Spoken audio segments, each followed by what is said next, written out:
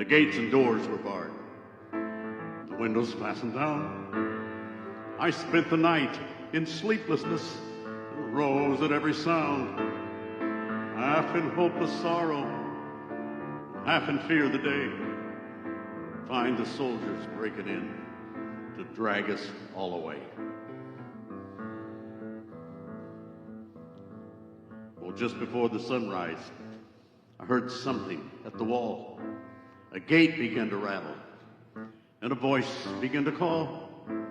I hurried to the window, and I looked down into the street, expecting swords and torches and the sound of soldiers' feet. There was no one there but Mary, so I went down to let her in. John stood there beside me.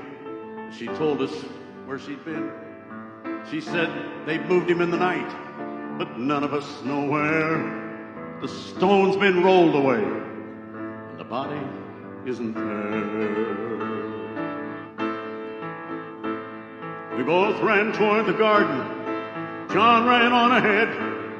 We found the stone in the empty tomb, just the way that Mary said.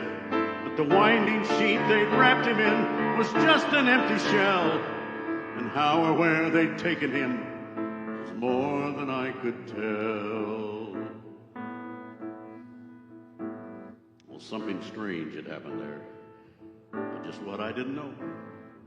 John believed a miracle, but I just turned to go. Circumstance and speculation couldn't lift me very high, 'cause I'd seen them crucify him, and I saw him die. Back inside the house again, the guilt and the anguish came. Everything I'd promised him just added to my shame.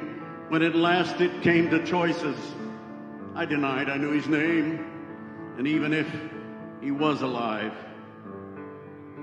it wouldn't be the same. Well, suddenly, the air was filled with strange and sweet perfume. Light came from everywhere, drove shadows from the room. Jesus stood before me with his arms held open wide, and I fell down on my knees, and I just clung to him and cried. Well, he raised me to my feet, and he looked into my eyes. Love came out from him like sunlight from the skies. Guilt and my confusion disappeared in sweet relief, and every fear I'd ever had just melted into peace.